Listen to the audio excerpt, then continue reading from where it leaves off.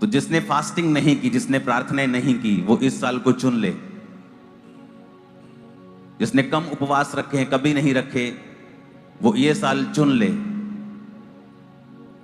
कि आप फास्टिंग में, प्रार्थनाओं में, उपवास में परमेश्वर के सामने रहेंगे पूरा साल। ये एक बार 40 रोजे रखने का साल नहीं है।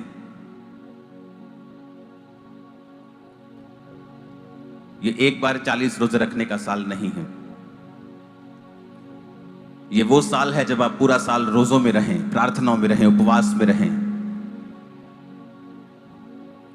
क्योंकि वो आपके जरिए देशों के बीच में भी कार्य करेगा और आपके परिवारों के बीच में भी कार्य करेगा। जो ये रोजे रखेंगे, उपवास रखेंगे पूरा साल, सिर्फ परमेश्वर आपके जरिए देशों के लिए प्रार्थनाओं को ही नहीं सुनेगा, वो आपके परिवारों के बीच में भी और आपकी जिंदगियों के बीच में भी बड़े और भयंकर और सामर्थी काम करेगा।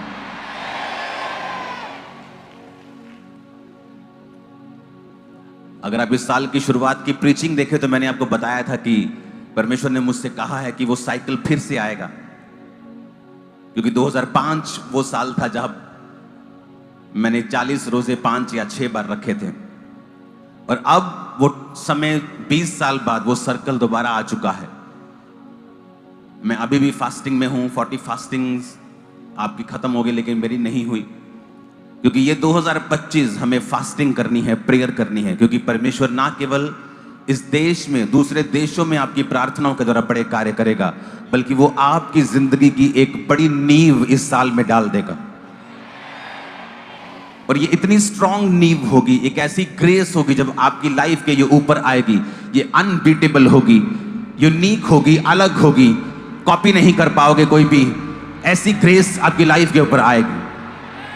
इसलिए 2025 में जिन लोगों ने प्रार्थनाएं कम की हैं, फास्टिंग कम की है, बाइबल कम पढ़ी है, ये वो साल है जब आप इस साल में अगर आपने ये समय संभाल लिया, अगर ये साल आपने प्रार्थनाओं में, उपवास में, रोजों में, आपने बाइबल रीडिंग में निकाल लिया, ये साल आपने परमेश्वर की उपस्थिति में गुजारा, तो एक ऐसी नींव पड़ेगी, एक ऐसी नींव पड़ेगी जो उखाड़ी नहीं जा सकेगी। ये नींव आपके फाइनेंशियल लाइफ के लिए होगी, ये नींव आपकी फिजिकल लाइफ के लिए होगी, स्पिरिचुअल लाइफ के लिए होगी। अगर आप सेवकाई के लिए चुने गए हैं तो ये साल आपके लिए इंपॉर्टेंट होगा, क्योंकि परमेश्वर कुछ बातें, कुछ ग्रेस आपको देगा जो आपने कभी पहले नहीं पाई होंगी। ये साल आपके परिवारों के बचने का साल होगा, आपके परिवारों की साल्वेशन का साल होगा। आप बहुत से अपने आसपास के लोगों को, अपने रिश्तेदारों को, अपने करीबियों को, अपने मोहल्ले नगरों में आप देखेंगे बहुत से लोग परमेश्वर की साल्वेशन को ग्रहण करेंगे। जिस तरह आप देखेंगे अंधेरा बढ़ रहा है दुनिया में, युद्ध बढ़ रहे हैं, वॉर्स बढ़ रहे हैं, वचन पूरा हो रहा है कि कौम के ऊपर कौम चढ़ाई करेगी, राज्य के ऊपर राज्य चढ़ाई करेगा, युद्ध की बातें होंगी, भयंकर लड़ाइयां होंगी। जब आप इन वचनों को पूरा होते हुए देख रहे होंगे, तब आप एक तरफ पवित्र आत्मा के कामों को भी बहुतायत के साथ होता हुआ देख रहे होंगे, बहुत सी रूहों को आप बचता हुआ देख रहे होंगे, बहुत से गैंगस्टर्स, बहुत से बदमाश परमेश्वर में आकर अपने जीवन को आप देखेंगे बदल लेंगे और परमेश्वर की सेवा करेंगे। बहुत से लोग आपके आसपास, बहुत से लोग आप देखेंगे, वो समझ जाएंगे कि प्रभु यीशु मसीह धर्म या जात को बदलने के लिए नहीं, वो जीवन को बदलने के लिए आया। इस सच्चाई के प्रचार को आप होता हुआ देखेंगे, एक बड़ी शिफ्ट को होता हुआ देखेंगे, एक बड़े बदलाव को होता हुआ देखेंगे। परमेश्वर ने कहा भारत के लोग प्रार्थना करें और वचन पे खड़े हो जाएं, क्योंकि मैं तुम लोगों की प्रार्थनाओं के द्वारा एक बड़ा बदलाव तुम्हें दूंगा। और अगर तुम प्रार्थनाएं नहीं करोगे तो यह बदलाव देरी से होगा। तो ये परमेश्वर के ऊपर निर्भर नहीं, भारत के लोगों के ऊपर निर्भर है। अगर वो बदलाव चाहते हैं, ब्लेसिंग्स चाहते हैं, तो उन्हें प्रार्थनाएं करनी होगी। उपवास के साथ फास्टिंग, उपवास, प्रार्थना, बाइबल रीडिंग, आपको बेसिक के ऊपर आना होगा। हर एक विश्वासी को चर्च के साथ जुड़ना होगा।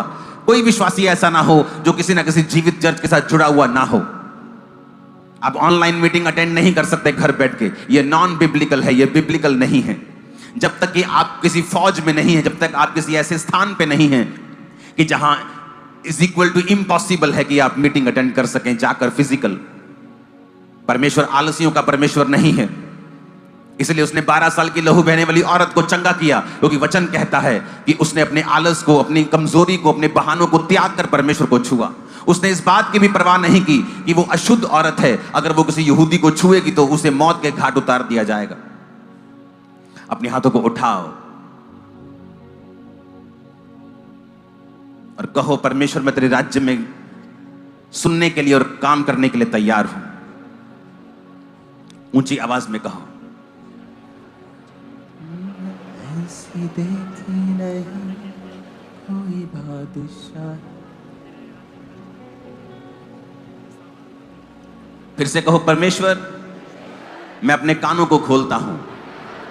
ऊंची आवाज से मांगो परमेश्वर से।